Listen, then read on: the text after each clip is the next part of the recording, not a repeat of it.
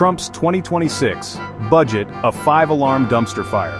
Well, folks, the White House has just released its budget request for fiscal year 2026, and let me tell you, it's a doozy. It's the kind of document that makes you wonder if someone swapped out the president's morning briefing with a particularly bleak ransom note. We're talking cuts so deep, they make the Grand Canyon look like a pothole. But fear not, dear viewers, because we're going to break down the 5 key takeaways from this fiscal fever dream and try to make sense of it all, because frankly, someone has to. The White House has just released its budget request for fiscal 2026, and it's making waves. Here are 5 key things you need to know about the proposed budget cuts and increases. Alright, let's start with the bloodbath, shall we? Trump's budget reads like a hit list for social programs, with dozens of them facing the chopping block. We're talking about programs that help everyday Americans, things like the Low-Income Home Energy Assistance Program, which helps struggling families pay their energy bills. Gone. Poof. Into the ether. Then there's the Sexual Risk Avoidance Education Program, because apparently teaching kids about safe sex is just too controversial. And let's not forget the Community Development Block Grant Program, which helps fund everything from affordable housing to disaster relief. Yep, that's gone too. It's almost as if someone in the administration saw the word community and decided it sounded a little too much like socialism for their liking. Now you might be thinking, okay, but surely all that money saved from gutting social programs is going somewhere important, right? Well, buckle up, Buttercup, because we're about to enter the wonderful world of defense spending. Trump's budget proposes a whopping $163 billion cut to non-defense discretionary spending. That's right, things like education, scientific research, environmental protection, all of that is apparently less important than, well, we're not entirely sure what, because the details are about as clear as a mud pie.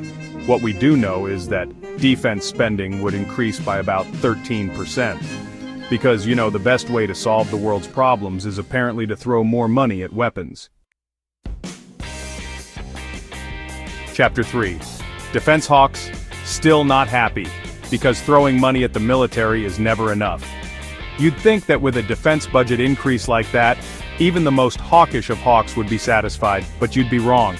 Because apparently, even throwing an extra $13 billion at the Pentagon isn't enough to sate their appetite for, well, whatever it is they're hungry for this week. Some Republicans are already grumbling that the budget doesn't provide real growth in the military's base budget.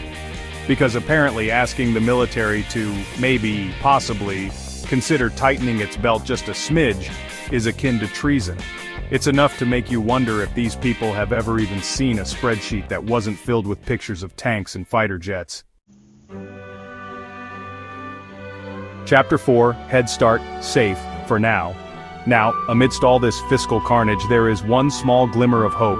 Remember the Department of Health and Human Services, which, as we established earlier, is basically public enemy number 1 in this budget? Well, it seems even they couldn't bring themselves to touch Head Start. That's right, the program that helps prepare low-income children for school has been spared, for now at least. It's a bit like watching a bull in a china shop suddenly decide to leave one teacup untouched. It's not exactly comforting, but hey, we'll take what we can get. Chapter 5. Tax cuts, the mystery box of fiscal irresponsibility. And finally, we come to everyone's favorite topic, taxes. Specifically, who's getting a cut and who's getting, well, not a cut. The budget proposes a $2.4 billion cut to the IRS, which, let's be honest, is a bit like bringing a butter knife to a gunfight if the goal is to actually collect taxes from wealthy individuals and corporations.